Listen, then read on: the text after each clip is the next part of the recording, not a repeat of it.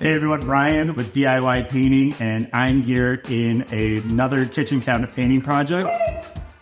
And I got some dogs in the background if you can hear them, but we've got a set of maple cabinets. I want to show you just kind of the wear and tear on these things.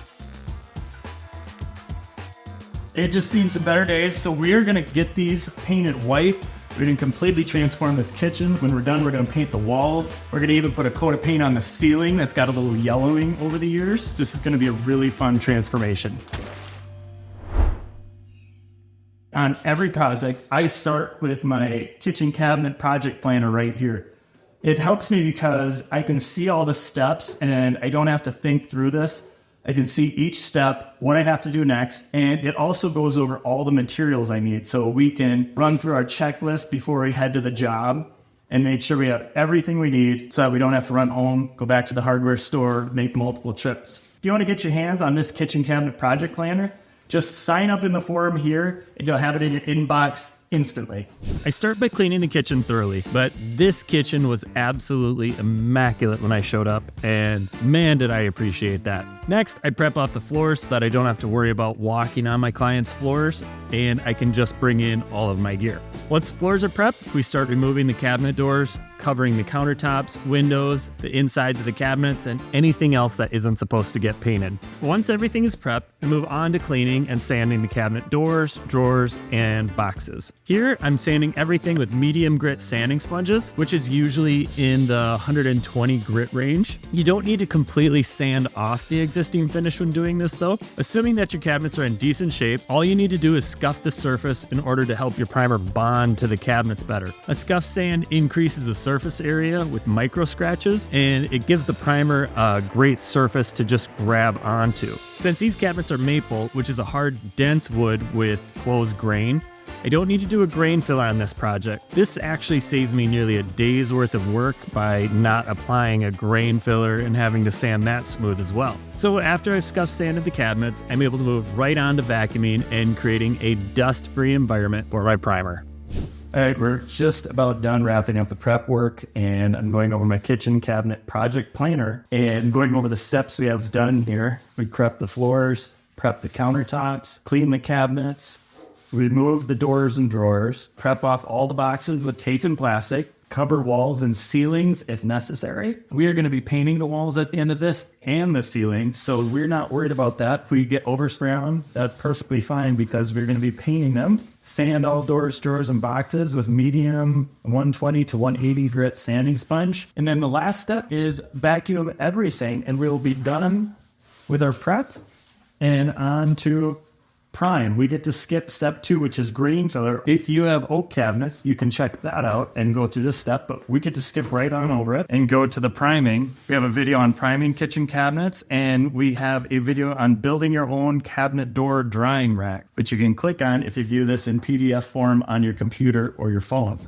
Now that the prep work is complete, it's time to mix up my primer, set up my pump, and get ready to prime everything. On this project, I'm using Sherwin-Williams Extreme Bond Primer to prime the cabinets. Maple wood contains less tannic acids than other woods like oak. Tannic acids are what cause stains and bleed through when you're painting cabinets. That's why when you paint over oak, you really want a blocking primer, but since maple doesn't have nearly as high of tannic bleed through, I opted to go with a primer that was more focused on bonding and chose Sherwin-Williams Extreme Bond Primer. When spraying with an HVLP, which is what I recommend all DIYers use if possible, I like to thin my primer down by 20% before spraying.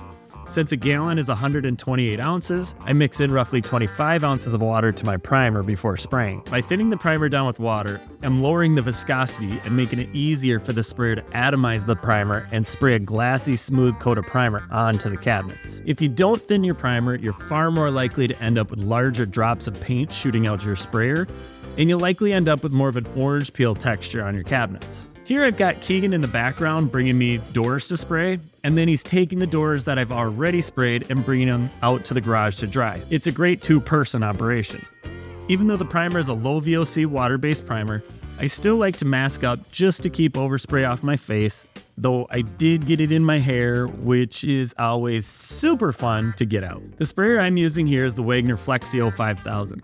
This is my personal favorite sprayer for DIYers painting their cabinets. I have multiple reasons why I think this sprayer is perfect for the DIYer. First, it's cheap for a sprayer. You can buy a Flexio at DIYpaintingsupply.com for roughly $250, where a professional level HVLP system will run you well over $1,000. Second, it's really easy to use and cleanup is a breeze since the spray tip and cup detach from the handle so you can take it straight over to the sink and clean it up without any electronic or moving parts or anything, just pure plastic you can throw right in the sink. Lastly, you can get the exact same results with this $250 sprayer as you can with a $2,000 sprayer if you take your time and do things like I show you here. When I was done priming, we left for the day and let the primer dry overnight. All right, so we finished step 3 prime yesterday. Today we're on to step 4, the top coat. So the materials we're gonna want for this would be sanding sponges.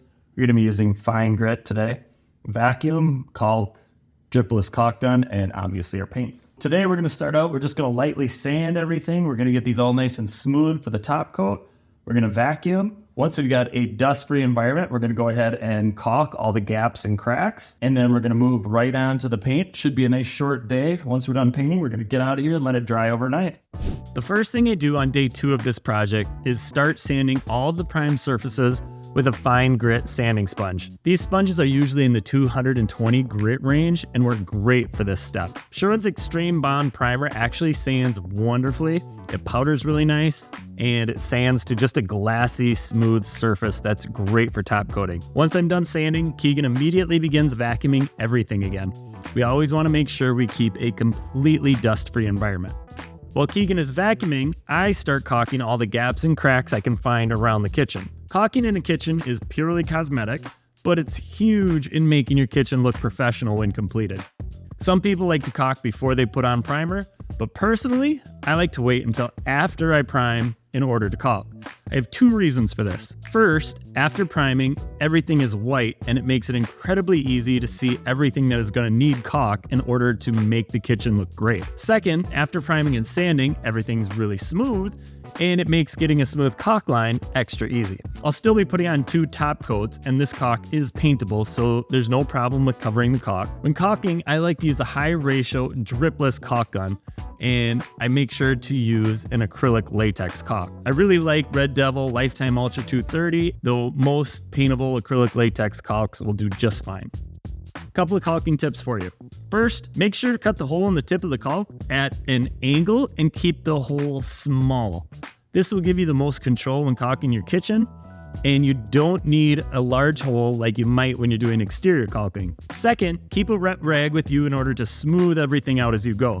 A dry rag or even a dry finger doesn't tend to wipe the caulk as smoothly as a wet rag can.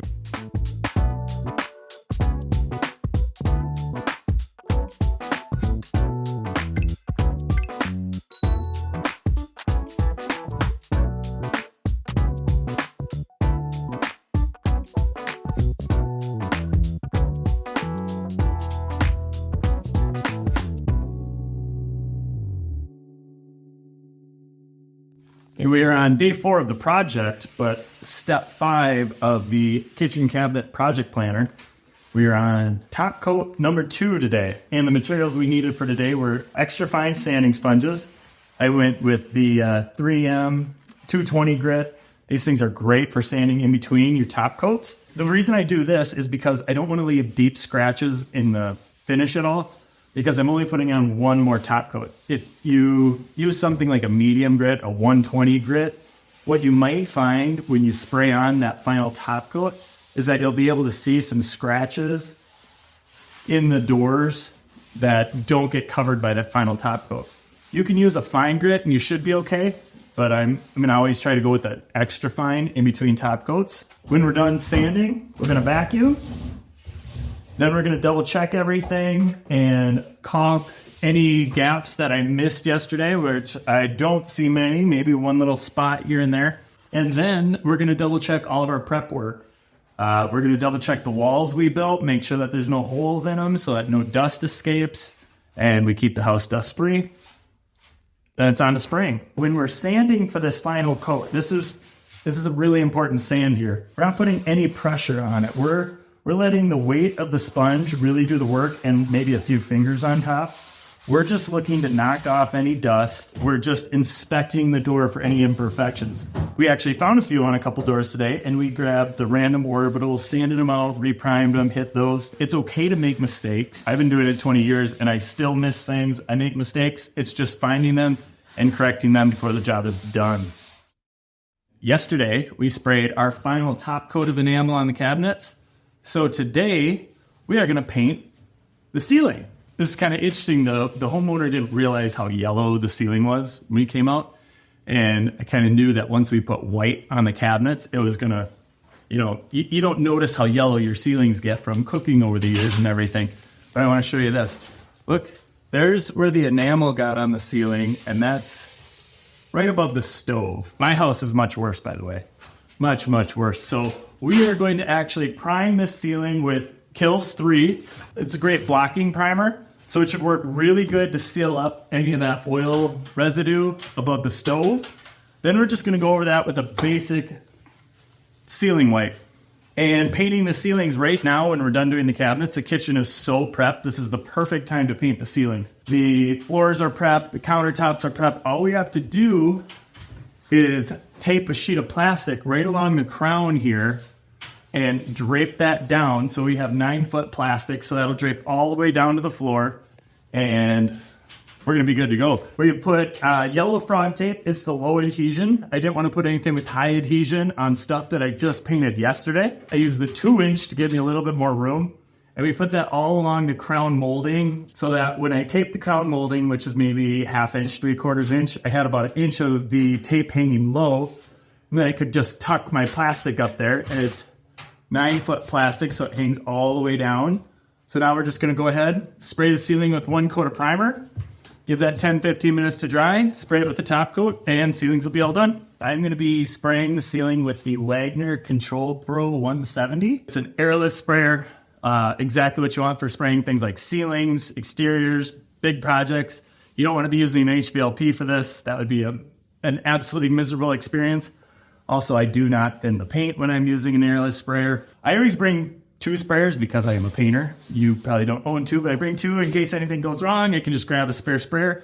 And I also bring spare tips. And my 515, I wanted to show you the dumb mistake I made. My 515 is completely clogged. I'm gonna have to soak that, just dumb mistake on my part. Thankfully, I have a backup 311, much smaller tip, but it's a small ceiling. It'll just take me an extra 2 minutes. So let's get spraying the ceiling.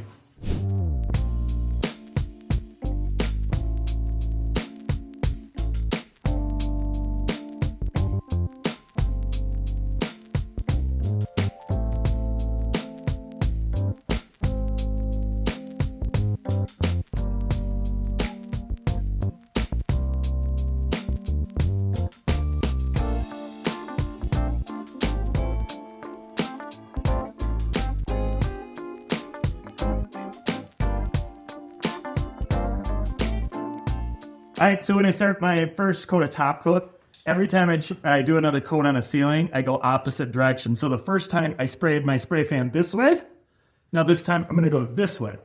And then if I do another top coat after that, I'll go back to this way. And that just makes sure that I don't have any lines in my finish when I'm all said and done. Also, you never wanna start your spray while pointing at something you prepped off. You're gonna have a little extra pressure built up and you're gonna get a really big blast. That first bit, you pull the trigger.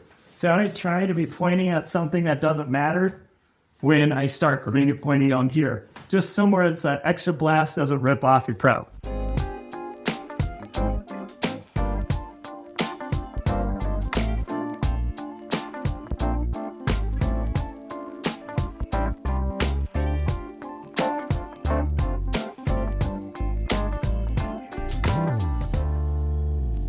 At this point, the painting of the kitchen is all completed. It's time to take everything down, deep prep the kitchen, put everything back together, and check and see if there are any minor touch-ups that need to happen before we're all done. As you're getting ready to paint your own project, I want to let you know that we've recently launched DIYpaintingsupply.com, where you can go and purchase everything you need to paint your kitchen cabinets, get your wall painting projects done, and even get all of your exterior painting supplies. Not only that, but you can purchase what I believe is the best paintbrush for painting kitchen cabinets, the original original cabinet brush by DIY Painting. The original cabinet brush is a 2.5-inch angled sash brush with incredibly soft bristles that leave minimal brush strokes. It's the brush I use when painting or touching up cabinets, and you can only buy it at DIYPaintingSupply.com.